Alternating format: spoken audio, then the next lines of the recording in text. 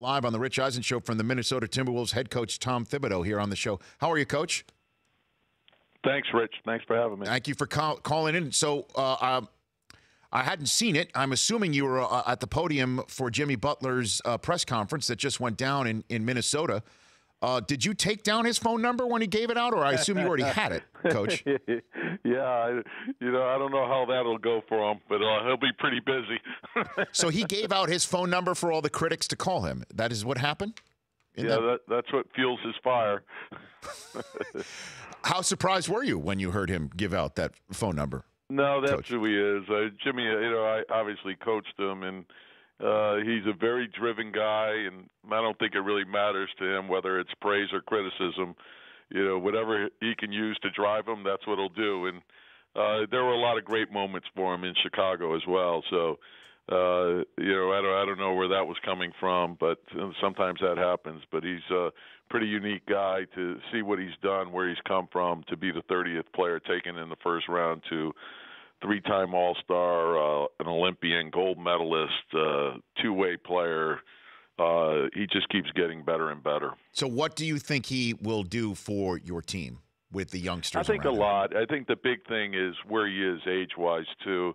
He's 27, just entering the prime of his career. So a lot of the things that he's just gone through, that's what Carl and Wig are going through right now. So I think just having somebody like that will be very beneficial to them.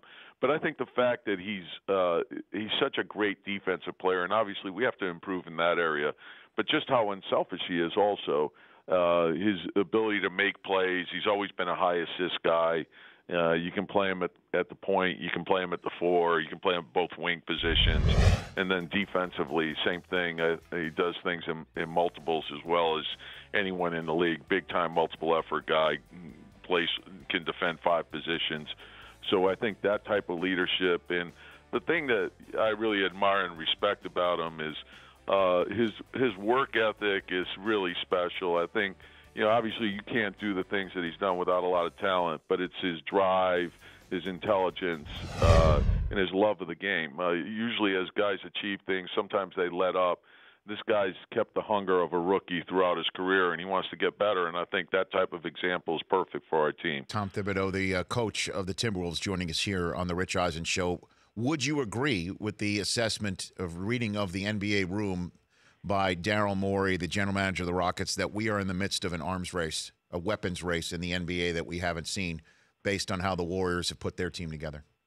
Yeah, I think when you study what's going on in the league, I would say that's probably pretty accurate. Obviously everyone's chasing Golden State, and you look at Cleveland, they're doing the same, and then everyone else is in the fight to add to their team to compete.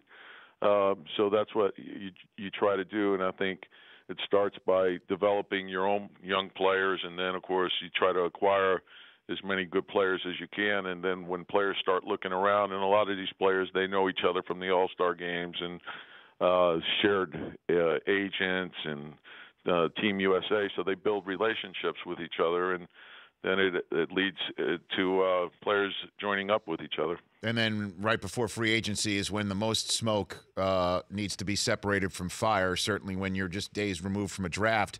And the smoke for a lot of people looking at Minnesota is that Ricky Rubio is on the block. What can you tell us about that? Is that true? Well, no, I think, and people always try. Sometimes you don't know where it's coming from. It could be coming from agents.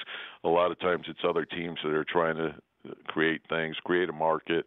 But when you have good players, people are going to be interested in them. And we look at our team in totality, and, obviously we have cap space, and we feel like we have a very attractive team. And I think free agents, what they'll look at first is the type of money that'll be available, and then the next thing, who are the players that are there and how will I fit in with them. And so that's what we're looking for.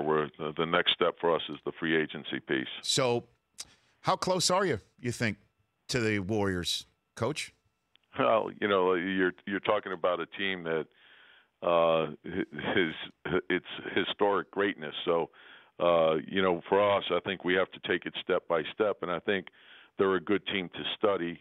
It wasn't long ago where they had won 23 games, and they went step by step. And, of course, when it was like in the 40s and then 51, and then they added Iguodala and Bogut and guys like that, Draymond, of course, and then once they started playing great defense, the offense I think has always been there, and you can never overlook what Clay and Steph have made to that team over a long period of time.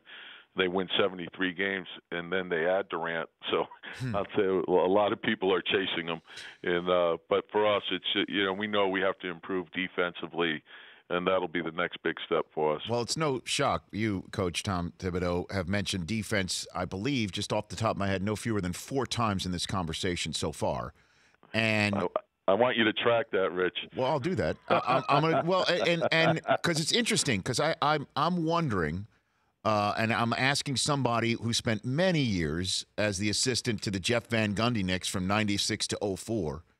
When I look at the Warriors team and I see how many people in a copycat league are trying to maybe outscore them, do you think there's a possible pendulum swing back to the days where asses are put on the floor by enforcer types in the middle of the lane? Is there a possibility that we see that in the association, Tom? I think the new rules, you're not going to be able to do that. But I think what you can't lose sight of is how great a defensive team Golden State is. So it's not only their offense that you have to deal with. You have to deal with their defense. But I think the importance of defense has that's never changed. If you went back the last 20 years and you looked at the conference finalists, you see they're well-balanced. They're strong on both sides of the ball. But I think you have to take a look at some things that may be outside of the box to try to, at least slow Golden State down some. And I don't know if you can do that. That team is very well put together. I think you have to try to make them work for their points.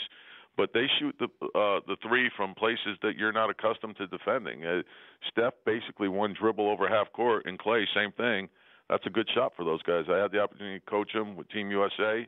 And they work on it, and they shoot them, and they make them. So, I think you have to be aware, alert. You have to challenge. You have to have a multiple effort mentality. And I think the versatility. I think the 6'8", 6'9" guys, 6'7", as many of those guys as you can get that can defend. I think that's important. And shoot threes too, I guess, right? I mean, shoot threes because the thing is they're going to put 43s up.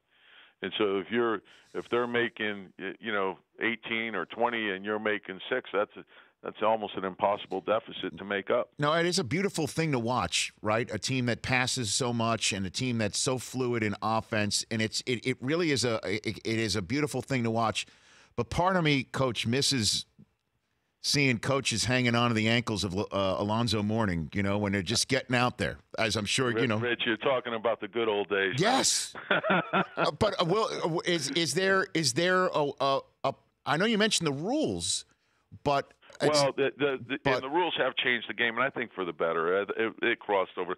I mean, we're seeing great basketball, but I think some things probably do have to be tightened up, like where we've taken, the use of hands and chucks across the lane, where we've taken that out, and the hard fouls, and I think that's helped open up the game. But then I think if we're going to do that, I think offensively we have to make sure that we're not allowing players to travel and carry the ball. I think we have to tighten it up there as well.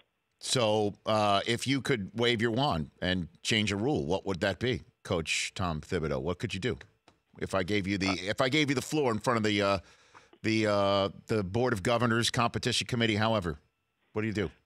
I think we've the thing I don't like. I think the scoring went up 3 points a game this year, and a lot of it has been the free throws. I think a little more clarity. There's going to be some contact on every play, particularly on pick and rolls.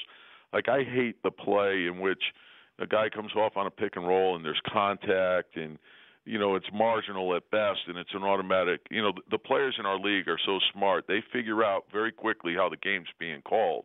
And I don't think any of us want to see a game in which we're, looking at 60 free throws being shot. So I think they have to let a little bit more go on the pick and roll coverage, and just to tighten up the traveling. I think internationally, our players, in having coached with the Olympics, our players adapt very well. Like I thought we would be called for a lot of, and we weren't, because they adjusted. They got the ball out of their hand before they lifted the pivot foot, and it was good. So I would say that probably to allow more contact, marginal contact on the pick and rolls would be the first one. The second one is to tighten up on the travel calls. So by now, Coach, do you think Jimmy's changed his number, or we call it? Do we get his voicemails full? Give it a shot, Rich. We're absolutely going to do it. We are absolutely going to call him up. We have his number, Chris. We have an update. That number is now unavailable. That was fast. Very fast. Oh my gosh! You never know, right, Coach? In this day and age, what you're going to hear. Give it a shot. Yeah, well, I'll take my shot at the title anyway. We'll give it a try. Coach, thanks for calling in. Really appreciate it. Thanks for having me. Always. Thank you. That's Coach Tom Thibodeau. The Rich Eisen Show, weekdays at noon Eastern on radio stations across the country and audience. Isn't it amazing you can download an app with your thumbprint? You should download our app with your thumbprint.